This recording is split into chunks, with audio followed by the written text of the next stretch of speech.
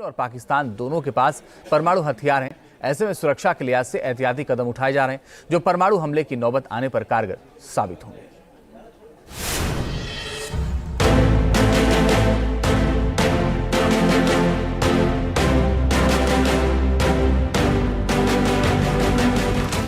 LOC से लेकर LAC तक भारत अपनी सुरक्षा को लेकर पूरी तरह मुस्तैद है। भारत के अलावा चीन और पाकिस्तान भी परमाणु हथियारों से लैस मुल्क हैं और दोनों के साथ भारत की जंग भी हो चुकी है। ऐसे में भारत हर मोर्चे पर अपनी सुरक्षा का दायरा बढ़ा रहा है। एक तरफ सीमा पर सुरक्षा बल पूरी तरह चौकस हैं, तो वहीं देश के अंदर किसी भी आपात स्थिति से निपटने के लिए एहतियाती कदम उठाए जा रहे हैं। बड़ी खबर यह है कि देश की राजधानी दिल्ली में न्यूक्लियर बंकर बनाने की तैयारी चल रही है। इन बंकर में कितने लोग कितने दिन रह सकते हैं? क्या ये बंकर सिर्फ धमाकों से बचा सकता है या फिर हाईटेक केमिकल वेपन से भी? इस तरह के तमाम सवाल सामने आ रहे हैं। ऐसे में न्यूज नेशन की टीम इन्हीं सवालों का जवाब ढूंढने निकली। इस वक्त हम जमीन से लगभग 100 फुट नीचे हैं। जैसे मैंने आपको कहा था, हीट बहुत ज्यादा होगी।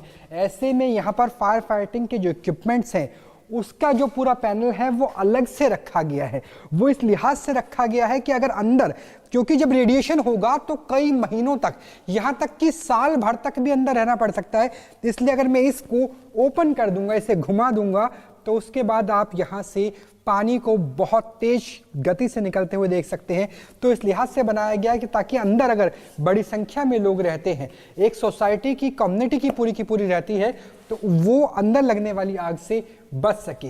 पैनल मैंने आपको बताया था कि इसमें बैटरीज का इस्तेमाल किया जाता है, ऐसी बैटरी जो कई महीने तक चल सके। तो यहाँ पे आप देखिए जो कॉलम्स हैं वो कितने थिक है, 2 फुट से ज्यादा थिक जो मोटे यहाँ पे कॉलम्स हैं, ताकि जो सक्शन होगा, अगर एटम बम फटता है, सक्शन होगा, तो उससे नीचे 100 फुट नीचे की इमारत को बचाया जा सकता। चीन और पाकिस्तान की साजिशों को देखते हुए विदेश मामलों के जानकार भी ये मान रहे हैं कि भारत को सरहद पर फुल प्रूफ सुरक्षा चक्र बनाने के साथ रणनीतिक लिहाज से जरूरी जगहों पर परमाणु बंकर बनाने की भी जरूरत है।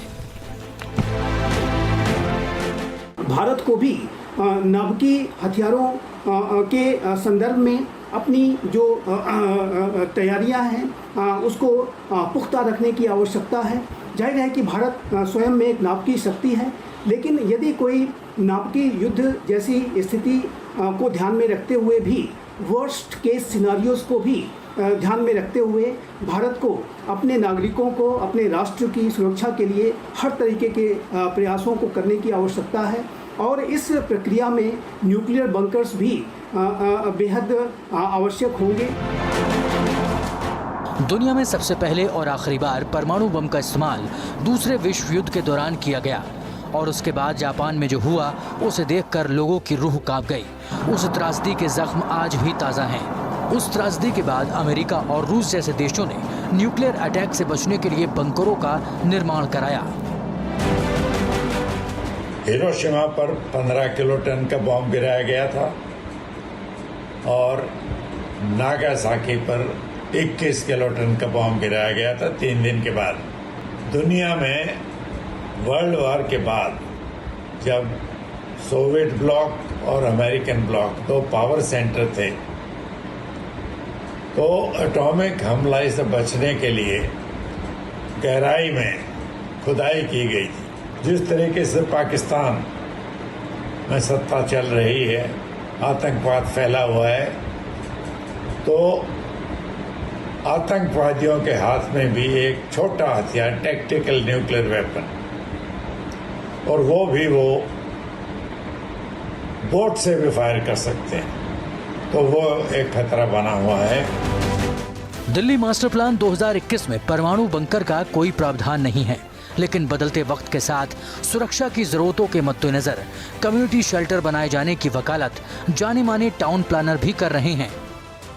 मास्टर प्लान जब हम बना रहे थे 2000 के आसपास, 2007 में नोटिफाई हुआ था, उसमें हमने एक डिजास्टर मैनेजमेंट का चैप्टर रखा था और डिजास्टर मैनेजमेंट एक्ट 2004 में आया था और उसमें ये मैंडेटरी बना दिया गया कि हर एक डिस्ट्रिक्ट का डिजास्टर मैनेजमेंट प्लान बनेगा। जो ये वॉर हो रहे हैं इसमें ये जो खतरा है, क्योंकि अब वारफेयर भी बहुत चेंज हो गया है, जो केमिकल, बायोलॉजिकल, रेडियोलॉजिकल और न्यूक्लियर, इसका खतरा हम रिफ्यूज़ नहीं कर सकते कि दिल्ली में कभी नहीं होगा। हमें प्रिपेयर्ड होना पड़ेगा। इन बंकरों में किन चीजों की जरूरत पड़ेगी, इनके अंदर क्या व्यवस्थाएं की जाएंगी और सुरक्षा के लिहाज से ये कितने मजबूत हो सकते हैं, ये भी जान लीजिए। यहाँ की इलेक्ट्रिसिटी सप्लाई अंदर से की जाती है, यानी अगर बाहर बिजली चली भी जाती है तो भी उसका कोई असर नहीं पड़ेगा।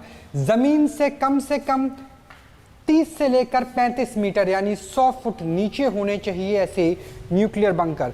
गलियारे इतने बड़े होने चाहिए ताकि आपका एयर वेंटिलेशन होता रहे। हालांकि एयर वेंटिलेशन के लिए अलग से स्थिति होती है, क्योंकि जब हम न्यूक्लियर बंकर की बात करते हैं तो कई तरह की शॉक वेव्स आती है। लिहाजा जो दीवारें हैं वो इतनी मोटी होनी चाहिए जिस पर किसी तरह की शॉक वेव का, हीट का कोई असर ना पड़े, और जितना आप नीचे जाएंगे उतना ही बेहतर रहेगा।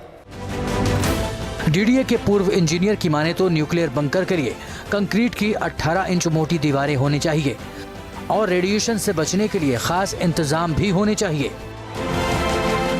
अगर हम स्टेनलेस स्टील यूज़ कर रहे हैं, एल्यूमिनियम या कोई और मेटल यूज़ कर रहे हैं, तो थिकनेस करीब 1 इंच या आधा इंच भी सफिशेंट है वॉल्स की या रूफ की। लेकिन अगर हम इस्तेमाल कर रहे हैं कंक्रीट या ब्रिक वर्क, तो थिकनेस होनी चाहिए कम से कम ट्वाइस दी रिक्वायर्ड, मतलब ये कि कम से कम 18 इंच या 50 सेंटीमीटर्स थिकनेस होनी चाहिए। और बम्बार्डमेंट से बचने के लिए, फायर से बचने के लिए जो साथ में इंसुलेशन देना पड़ेगा। इंसुलेशन में थर्मोकोल या टेक्सटाइल्स, जियो टेक्सटाइल्स और इस तरह के मटेरियल्स दिए जाते हैं ताकि वो हीट बाहर की या बम्बार्डमेंट से जो हीट पैदा होती है वो अंदर ना आए, टेम्परेचर कंट्रोल में रहे।